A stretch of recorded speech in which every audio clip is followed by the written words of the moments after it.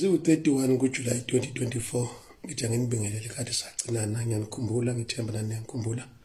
ngithi anginilethele naso isibonakaliso isona esingiphoqayo ukuthi angifike ake niphile bakwethu ngathi nisibonakaliso mina siyamuzwa kuMackenzie ekhuluma ukuthi yena ufuna amandla bafowethu kuthiwa kulabantu bahlala ejele khona into kuthiwa ama-Big 5 angazi ukuthi kanjani-ke no-20 bani bafowethu inkulumo yokuthi uxoshwa kukaZuma hayi phela bafowethu mangabe uyindoda engenasimilo unkosikazi mayithi ikhulumane uyayimxosha usungenangqondo bafowethu ukuhlekisa ngesapha lokugcina lika Jesu kubekwe nonkiloyi kuma Olympics ulaka nizolibona isibonakaliso bafowethu ngomhlomunye uthi uNkulunkulu bonke abantu abalwa inkululeko yabantu bakhe isikhathi sesifikile manje bazolibona ulaka lakhe ilokho bafowethu kungeza ukuthi ngize ngiqophele video namhlanje ake niphile umusa mina wakashabalala bafowethu ngomhlomunye ngibe nesibonakaliso lapho kufike khona isithunya bafowethu sakhuluma nami sathi isikhathi sokuthi abantu bakhululeke sesifikile ngixwayisa ke labo abalimelana nokuthi abantu bengakhululeki abathatha imali abasekelayo ukuthi abantu bengakhululeki ngaba abeyindaba ngaba nabo abavoti bafowethu bazochaphazeleka ngoba phela balibambile iqhaza uNkulunkulu nje besinike umqondo wasinika konke asinike khona kukuwe ukuthi ehlulela ehlukanisa uma ungakwazi ukuhlukanisa usasekela amaqembu angayi phambili acindezela abantu ngoba wena uthola imali ngoba uwakiwe kuyiphutha lakho lelo wena ozojeza ngaleso senzo sakho lithi ke izwi bantu bakaNkulunkulu abantu abacindezela inkulumo ya inkululeko yabantu bazofelwa amasibulo baphinde futhi bafelwe na uthunjana babo angazi ke bafuthu nengane yodwa nengane embili futhi kuzosala kungenalutho bhekanike bafuthu watch the space sisho njalo ifundiswa ningathi kwasho mina ngibulalanga umuntu mina nginikeza inkulumo ninake eniphansi phezulu nithatha imali nenzani nicindezela abantu bafuthu uNkulunkulu uyaxolela nisangaphendukani amazulu avumile amazulu ahlula athi abantu abakhululeke abansundu nababhisholo nabamhlophe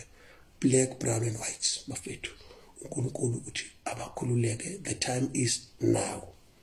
kusho ke bafethu lokhu ngihlekiswa na inkulumo kezini zokuthi uZuma bekungafanele bekufanele axoshwe hey bekufanele enze njani bafethu uwayekethe uZuma akahambe ku-ANC uma yona kithi yamxosha sazi ukuthi yaku-DA akobeke niyabona ke bafethu kodwa ke bekufanele ukuthi kwenzeke okwenziwa yilabo abantu banamandla abawathathe ngenkani ne-GNU igunundu ke bafethu inhlangano embi thina ngesizulu sakithi bafethu abantu bahlekisa ngomdali njengoba sebesebenza uhle isizwe sokugcina senkosi bebukisa njengoba babehlekisile bafaka intaliyane bathi uJesu namhlanje sebefaka umuntu wesifazane ke bafethu okuyichilo elibi nokweyisa kodwa ulaka laNkulunkulu nizobona bafethu anithuswa ngalutho siwu-31 kuJulayi embusweni iyadilika bafethu ngisho kini-ke bafethu nonke-ke enisekela iqiniso nabasekela umkhonto bafethu nabasekela liphi iqembu naliphi iqembu elimele iqiniso qinani bafethu ningethuki ningethuswa inyoka efile umbuso wamanga uzophela umhlaba wonke jikelele iNingizimu Afrika i-Afrika nasemhlabeni kwazindoko ngidlulisela lokhu phezulu lokho bafethu namhlanje nge-31 ke ngivuka noJoseph uBhekiziswa kaMlwana wamambazo sicula ingoma ethi abantu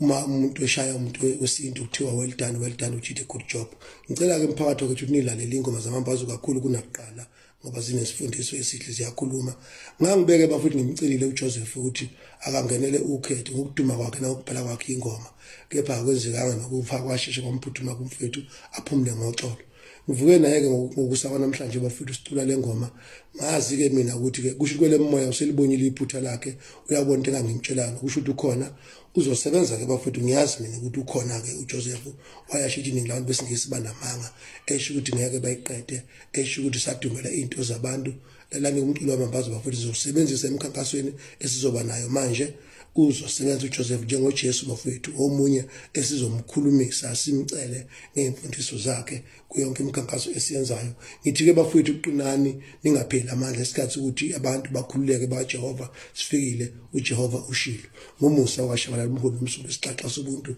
amandla qinani bafowethu. Angisezoba mningi kuTikTok kodwa uma kunenkulumo ngiyoyiletha. Inkosi inibusise nobaba mkhulu babe nathi asibambaneni ubuntu abande. Amen.